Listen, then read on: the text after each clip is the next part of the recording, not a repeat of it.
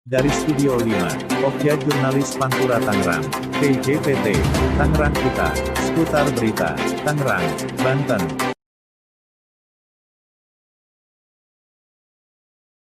Dalam rapat terbatas kali ini dalam penanganan COVID, saya ingin tegaskan bahwa keselamatan rakyat adalah hukum tertinggi.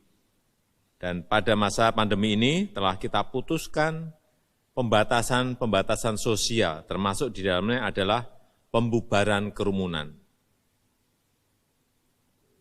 Oleh sebab itu, penegakan disiplin untuk menjalankan protokol kesehatan harus terus dilakukan. Tidak ada yang kebal virus corona. Semuanya bisa terinfeksi virus ini dan juga bisa menularkan ke orang lain. Untuk itu saya minta kepada Kapolri, Panglima TNI, Ketua Satgas Penanganan COVID, untuk menindak secara tegas jika ada yang melanggar pembatasan sosial tersebut berdasarkan peraturan yang ada.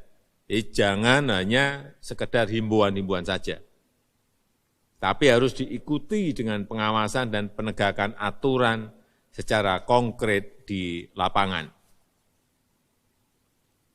Untuk membuat pengendalian COVID menjadi berjalan efektif, dibutuhkan trust, dibutuhkan kepercayaan dari masyarakat terhadap apa yang dikerjakan oleh pemerintah.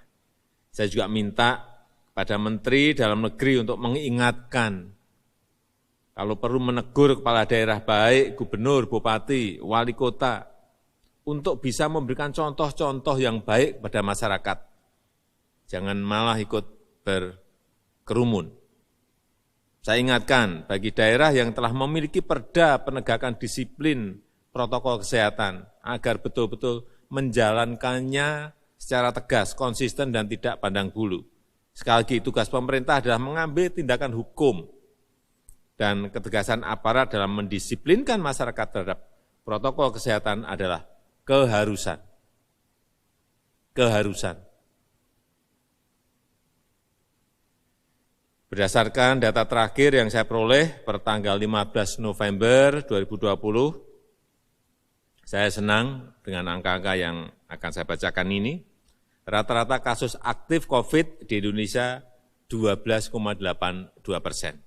Angka ini jauh lebih rendah dari rata-rata kasus aktif COVID dunia yang mencapai 27,85%. Rata-rata kesembuhan COVID juga bagus, yaitu mencapai 83,92%. Ini juga lebih baik, jauh lebih baik dibandingkan dengan angka kesembuhan dunia yang mencapai 69,73%.